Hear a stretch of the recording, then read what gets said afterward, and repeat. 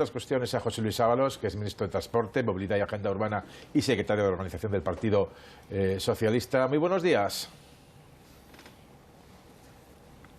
¿Qué tal? Muy buenos días. Primero por esta cuestión, ¿para cuándo y cómo? Esa renta mínima vital para poder, como decía Lucía, afrontar lo que está aquí y lo que va a venir por delante.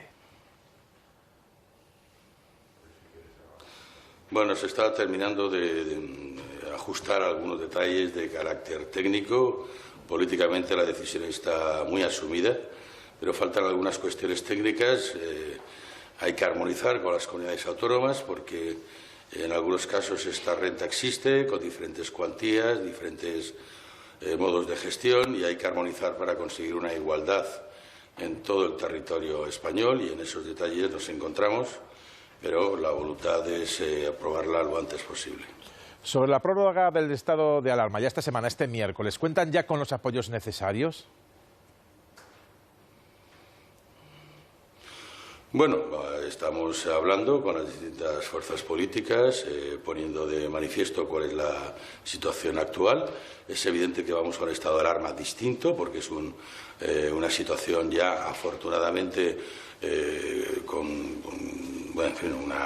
se van reduciendo los contagios, se va reduciendo la presión hospitalaria, se reducen afortunadamente los fallecimientos, y empezamos ya a iniciar la actividad con muchas comunidades ya en distintas fases de desescalada. Por lo tanto, ya lo que tenemos que intentar es plantear un estado de alarma que básicamente esté fundamentado en la movilidad y en el control sanitario, y por lo tanto tendrá que estar ajustado a esa situación, y esperamos además que podamos estar ante el último estado de alarma que podamos solicitar al Congreso. Por lo tanto, digamos que estamos en una fase final que debería suscitar el máximo consenso entre los grupos parlamentarios. Todos sabíamos perfectamente que la desescalada iba a ser muy complicada, compleja, y al menos en un principio teníamos todos asumidos en que tenía que ser gradual, acompañada, para que esta desescalada no sea despeñarse, como algunos pretenden. Pero lo importante es ir controlando los procesos, los momentos, a fin de que podamos llegar efectivamente a la normalidad que todos ansiamos. Pero ¿tienen ya los números? ¿Les salen hoy lunes los números para el miércoles o no? Bueno, nosotros estamos convencidos de que al final tendremos ese apoyo, porque es de sentido común y porque es de necesidad. A veces hay quien está muy interesado en hacer o proyectar una idea de que la gestión de esta crisis es exclusiva del Gobierno de la Nación. No es así. Como bien se sabe, muchas de las competencias son plenamente de carácter autonómico, y por lo tanto estamos en una situación de cogestión de la crisis. Aquellos que efectivamente están centrados en la gestión y preocupados por la superación sanitaria y el reinicio de una actividad económica controlada que salga exitosa, pues los que están centrados en eso piensan como el Gobierno, es decir, aquellos que tienen una responsabilidad en la gestión entienden que debemos procurar este marco. Quienes evidentemente se descomprometen de la gestión, pues no les interesa. Pero yo creo que la mayoría está en ese umbral de responsabilidad. Con diferentes partidos están gobernándose las comunidades autónomas, por lo tanto atendiendo a la sanidad, atendiendo a los servicios sociales y también a la propia actividad económica, y en ese sentido esa cogestión nos debe llevar a esa corresponsabilidad para sacar adelante este último tramo. El PP considera, sin embargo, que se puede conseguir lo mismo o mejorado con otras herramientas distintas al decreto del estado de alarma. Lo han estudiado. ¿Hay ya en esta ocasión plan B por si no consiguen la prórroga del estado de alarma? Pues llevamos mucho tiempo estudiándolo. Piense que nosotros no tenemos ninguna vocación en el estado de alarma. No es algo que al Gobierno le apetezca ni le seduzca. Eso lo puede entender cualquiera. Cuando el Estado, en este caso el Gobierno, recurre a un instrumento que, por cierto, debe ser siempre aprobado por el Congreso de los Diputados, y que es un instrumento constitucional y, por lo tanto, más garantista que cualquier otro recurso, es porque efectivamente otras herramientas no permiten esta actuación. De hecho, cualquier alternativa al estado de alarma parte del negacionismo al propio estado de alarma y se buscan herramientas subsidiarias que para conseguir algo parecido tienen que articular varias normativas, varias leyes para tener un resultado ni siquiera igual, sino aproximado. Piénsese que estamos limitando un derecho fundamental que tiene que ver con la movilidad, es decir, el derecho a la libre circulación de las personas en todo el territorio nacional. Un derecho fundamental de esta naturaleza solamente puede ser afectado por un instrumento también con encaje constitucional. Se trata de equilibrar dos elementos fundamentales de la Constitución. Y, por lo tanto, una ley orgánica o cualquier otra ley, desde luego, no tiene ese rango. Y, en todo caso, cuando están buscando ese plan B, siempre están echando mano de diferentes leyes. ¿Qué quiere decir? Que ninguna tiene la eficacia de este estado de alarma que, como digo, trata de regular la movilidad, porque es la movilidad lo que beneficia la circulación del virus. Y de lo que se trata es que el virus no circule, no circule más allá que las propias personas. El Partido Popular sigue diciendo que en el caso concreto de Madrid no hay criterios científicos, sino políticos. También se quejan de que le han mandado el informe científico en plena rueda de prensa. ¿Qué está pasando aquí con la Comunidad de Madrid? ¿Son criterios científicos, como ustedes dicen? Ellos dicen que son políticos. ¿Cuál es la realidad para ustedes en este caso? Bueno, es evidente que ese lenguaje, esas manifestaciones que usted me traslada, responden a un lenguaje político. Efectivamente se está politizando. Mire, cualquier persona en España que no tenga ningún interés concreto en una opción política sabe perfectamente cuál es la situación en general de España y cuál es la situación específica de Madrid, que se convirtió en el epicentro de la pandemia. Sí, la situación de Madrid, con lo que representó, con el número de contagios, de fallecimientos, la presión que hubo sobre el sistema hospitalario, no ha sido igual que al resto de España. Nadie entendería, pues, que en el resto de España esté también homologado a Madrid. Solamente un criterio político puede entender eso, pero desde una perspectiva técnica no. Por otra parte, es una comunidad que ha recibido además un informe detallado claramente que, valorando el esfuerzo, valorando la gestión, sin embargo, establece algunos indicadores sobre los que cabe prudencia y precaución. Y yo creo que un gobernante responsable pues tiene que estar pensando en cómo mejorar las cosas y no cómo empeorarlas. Yo creo que insistir en abrir los centros de atención primaria para articular un sistema preventivo, garantizar los recursos necesarios en caso de un hipotético rebrote, es mucho más eficaz desde el punto de vista sanitario, más comprometido con la salud y la vida de las personas que convocar a manifestaciones en la calle sin ninguna distancia social y con un solo propósito, no reivindicar ni protestar, sino tratar de derrocar a un gobierno. Me parece que eso es realmente lo político y eso hay que articularlo con todo lo demás. Esa es la politización de esta situación en la que nos enfrentamos todos sin haberlo deseado nunca. Por último, antes de ceder el turno a los compañeros, hablaba de las manifestaciones, de la situación de Madrid. Con esos criterios, ¿el Gobierno sabe más o menos cuándo se podría abrir Madrid y Barcelona? Que no nos olvidamos que Barcelona también está, digamos, confinada en su práctica totalidad. Sí, pero Barcelona no plantea este problema, más bien lo contrario. Barcelona ha estado proponiendo seguir en la fase en la que está. Esta situación, en cambio, con una situación sanitaria similar a Madrid, y sin embargo Madrid, el Gobierno de Madrid, aquí hay que tener cuidado siempre en no hablar de poblaciones con gobiernos, pues evidentemente no mantiene la misma posición.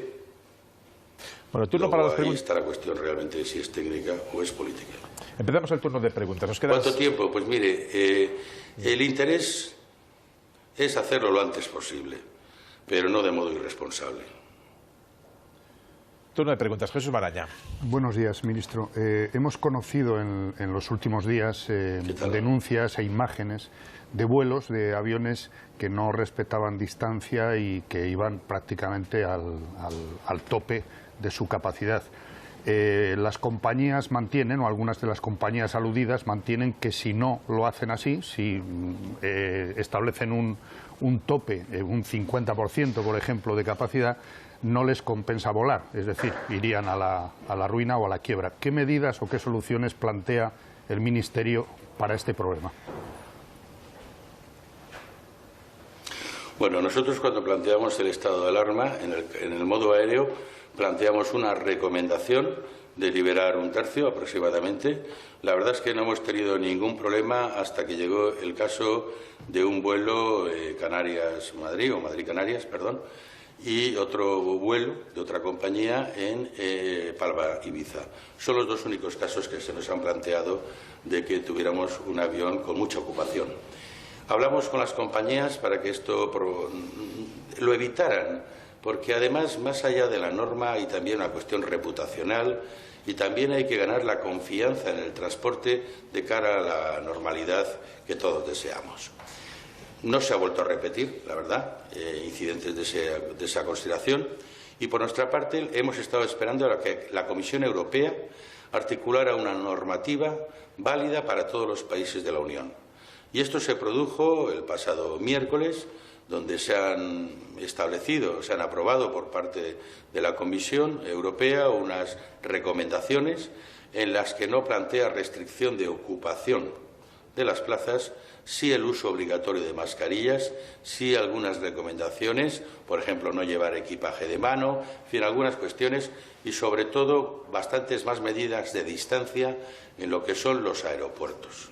Y se está trabajando en ello, en adecuar los aeropuertos a esas exigencias, a esos requerimientos de la Comisión, pero, como le digo, las directrices, en este caso, elaboradas por la Agencia Europea de Seguridad Aérea, de acuerdo a los informes del Centro Europeo de Control de Enfermedades, pues es lo que han establecido. Y esas es las directrices que rigen para el ámbito de los países de la Unión Europea. Lucía Méndez. Sí, buenos días, ministro. Quería plantearle un par de cosas muy breves. Primero, ¿por qué razón no hacen público los nombres del comité de expertos que deciden sobre las fases en el Ministerio de Sanidad? Y, en segundo lugar, los países europeos de nuestro entorno, Portugal, Italia y otros países turísticos, la propia Alemania, están presentando sus propios planes para salvar la temporada turística. ¿Cuándo va a plantear el Gobierno su plan? ¿Cómo y cuándo? Si lo está preparando y cuándo lo va a presentar.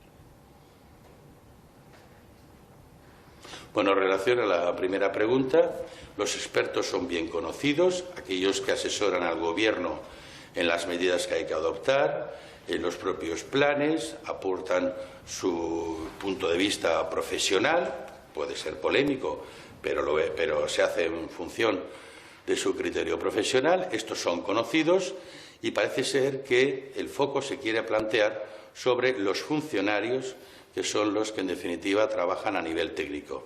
Pues mire, no hay ningún problema. De hecho, están en la relación de personal de las administraciones, como cualquier otros funcionarios. Pero entiendo que hay algo más que conocer el nombre de los funcionarios, porque esto puede ocurrir en cualquier otro ámbito de la Administración donde se toman resoluciones y donde hay participación de los técnicos. No se suele hacer público, no por ningún interés de ocultarlo, porque en definitiva, como le digo, están en la relación de personal, sino simplemente para alejarlos de la presión que algunos son especialistas en ejercer. Está bien que lo hagan sobre mí, está bien que me insulten todos los días, que me escrachen, pero un funcionario no tiene por qué estar sometido a esa actitud. Y yo creo que eso se puede entender perfectamente, pero en cualquier caso, como le digo, en la relación de personal están todos los nombres del Ministerio de Sanidad. Por otra parte, lo que me dice respecto del turismo, nosotros estamos absolutamente preocupados por una industria que es básica en nuestro país y esencial en algunas de nuestras comunidades. De tal punto que cuando hemos planteado una medida de restricción de la entrada de vuelos que de todas formas de facto no se producían, lo introdujimos para hacerlo coherente con el plan de desescalada, porque lo que no podíamos permitir es que hubiera circulación de extranjeros mientras a la población española se le tenía confinada. No le podemos decir a un señor de Madrid, a una familia de Madrid, que no vaya a su apartamento de la Comunidad Valenciana y sí lo puede hacer un extranjero. Por lo tanto, teníamos que homologar. Así es que en el momento en que los españoles podamos ir a otras provincias, los extranjeros también podrán entrar en España. Era un problema de coherencia. Hasta ahora no había necesidad porque efectivamente nadie viene a un país a confinarse, pero en la medida en que iniciamos la desescalada y por lo tanto se permite mayor liberalidad, mayores posibilidades de disfrute del espacio y además el tiempo del verano pues está ahí, pues evidentemente la demanda podía crecer y ante ese riesgo pues tuvimos que hacer esta cuestión. Por lo tanto, como digo, la circulación de extranjeros se producirá paralelamente a la circulación de españoles. Entre tanto, hay un grupo de trabajo que ya tenemos propuestas concretas para hacer experiencias turísticas, digamos, sanas, de origen sano, con destino sano y absolutamente controlado desde el punto de vista higiénico para intentar estimular el turismo, especialmente en las islas donde los niveles sanitarios pues, están siendo muy positivos y que tienen, además, en cambio, una industria turística muy fuerte que necesita que el turismo no decaiga. Y en eso estamos y creo que en breve podremos plantear ya la alternativa de este turismo con origen y destino seguro y sano. Nos queda menos de un minuto, y Manuel. A partir de finales de mayo, pues, o junio, perdón, podremos ya iniciar la actividad turística. Espero que sí, si mantenemos bien la desescalada. Tenemos que hacer a España un país atractivo desde el punto de vista sanitario. El turismo quiere confianza. Bueno, nos queda ya, lamentablemente, Manuel, te pido mil disculpas, pero ya estamos con el tiempo fuera y bueno, despedimos también al ministro de Transportes, a José Luis Ábalos. Muchísimas gracias por atender la llamada y la conversación aquí en la televisión pública, en Televisión Española, ministro. A disposición.